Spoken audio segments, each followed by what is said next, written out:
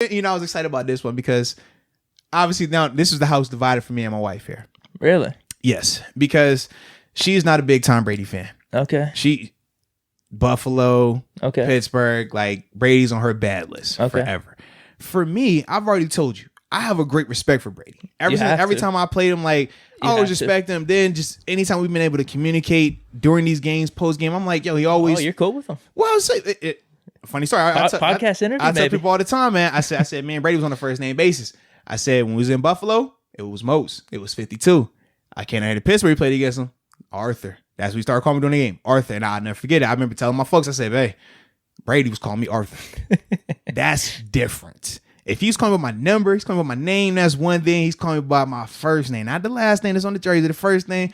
So yeah, I think there's a mutual respect there. So for me, it's always different when it comes to him. I even purchased the book to support him when he first dropped the book, right? Never read it, but I purchased it. It's like, all right, show the love. Anybody that I feel like as an NFL player, like if I rock with you in some way, respect it, I'm gonna support it. I always like to do that, right? Wifey, she's out. She's like, bro, nah, heck no. We ain't rooting no Brady, no love for him. And I'm like, babe, not only, Brady, I'm like, I can understand that whole disdain. Cool, I'm not tripping on it. But I said, I got my 3 JMU boys down there. One of them is starting in Aaron Stinney. Said, man, 2 of the guys that are down there I actually played with, hosted the one guy on his visit, Earl Watford. I hosted him as a true freshman and played with him. Josh Wells, he was another guy, played with him as well. So I'm like, these are my guys. So I'm like, I'm definitely want to see them do well. And then I said, man, I got my other dog, AP, 8-4 out there. Like, well, he ain't 8-4 no more. He 8-1. Yeah. But still, I'm just like, hey, I'm with son. Like, I want to see him. Like, his mind is in a good place right now. When football's good, you haven't heard from him his at all. Mind is good. He stays out of trouble. I'm just hoping it stays like that. So I'm like, yes. I want to see that. I want to see him still do his thing. So yeah, man, I was happy. I was very much happy, and I was enjoying it, man. As a whole, though, I wanted to see more from the Saints. I wish it didn't have to be obviously like the first 2 games where they had these crazy out offensive performances. I just wanted to see more from them, though. I thought outside of the Jameis Winston trick play touchdown, they didn't really do a lot from a passing standpoint to threaten the Bucs. In turn, I thought that put a lot more pressure and attention on Alvin Kamara. Now, even though he was playing well, I thought that it was just, man, he's facing way too many people in the box, and the commentators kept talking about it. They were like, they targeted him a lot in the passing game too. Yeah. There was nothing. And that was because, like I said, man, they didn't feel threatened by Breeze being able to stretch them downfield, man. So that was the part that was a little bit disheartening. Obviously, it would have been cool to see what Taysom Hill could have brought in from a wrinkle standpoint. But if he's out there, then we don't get the Jameis Winston touchdown pass. And I enjoyed the Jameis Winston touchdown pass. Oh, yeah. I think it was just Brady's better than Breeze. The turnovers killed the Saints. Did you really feel like either quarterback was lighting it up, though? No, not that specific game. But I think you could tell from Brady, like, I've been saying this for how long, though? I still think he's got it. Well, I actually want to bet on Brady this year. Yeah, I bet that he would have thrown for over, or the bet was set at 4,300, but I thought he was going to throw for over 4,500 yards, which he did. I mean, and he blew it away. And that was with him sitting out the second half of a game in Week 16 that he could have easily had even more yardage. And you talk about that particular game. He made some bad decisions. I think he made some bad throws here and there. But yeah, overall, I don't think the quarterback play was that amazing in that game. But going forward, I still feel good about Brady in the NFC Championship game. I ain't gonna lie, they both look old to me out there. Really? Bro. I'm not gonna lie to you. I was watching. I'm just like, all right. What do you see with Brady? I mean, I see touch. The touch is definitely there. Ball placement is there. I don't see a lot of pop with it though, man. It's taking some time to get there. No. All right. I can show you 2 very similar throws. One where you definitely came up here and criticized the heck out of Mason Rudolph for, right? Man, you see the arm strength is just not there. And I said, man, it was Cowboys. And I said, well, he came off the bench. It was cold, and this is what it looked like. And I saw the exact same throw from Brady yesterday.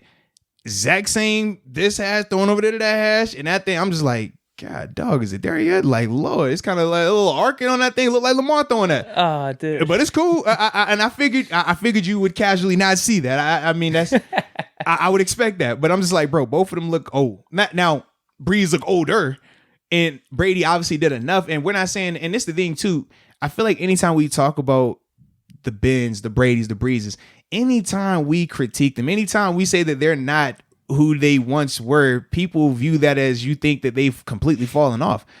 I don't think any of them have completely fallen off, but they have all regressed. They have all lost arm strength. They have all lost certain things on their deep balls and things like that. And ultimately for me, man, just watching those two guys yesterday, I just felt like, all right, it's more so the Saints losing this game. Tampa's doing, what they're supposed to do in terms of capitalize on the turnovers, but I never felt watching that Bucs offense like I feel when I watch the Packers offense. Like watching Rodgers in that Packers offense, I'm like, bro, they just look better. Teardrop to Godwin in the end zone he dropped. That's cool. Dude, I don't know. I still see the throws. Yeah. You said throws, but you wrote one. That's kind of like when you bring up Benny, you're like, oh, man, he got the deep ball. And it's like, oh, the Deontay one. And it's like, are you going to give me some more? He's like, oh, that was the one, though. It's like, all right, cool. You did it. So, yeah, I got the teardrop. That's cool. Dude, everyone has some bad throws, though. I'm not saying they don't. That's your other go-to, man. What? Everyone does. Everybody has it. That's cool. They do. Everyone has some we're bad not talking throws. about everybody. We're talking about these guys, though. All right. Yeah, but what about him in particular? My point is I think he could still win games. He still got it. Well, no, but that's the thing. Winning games is different than, and I think when you say still got it, you give off the perception that still got it means that he's still Brady. He's not. But I'd still take him over, the majority of the league. That's my fine. quarterback. Yeah, that's fine. You know what I mean? Yeah. All I'm saying is from what I saw, it looked like two old guys playing quarterback, man. If I'm Green Bay, I understand that they got you that first go around, but if I'm Green Bay, I'm excited about this matchup. Really? I promise you I am, man. Okay. I think we're going to disagree on this pick. If I'm Green Bay, I'm super excited about this matchup. I'm looking at them saying that one they had early in the year, it's a perfect storm. Turnovers happen. Worst performance of Aaron. I mean, we talked about that. We hadn't seen the Packers play that bad all year.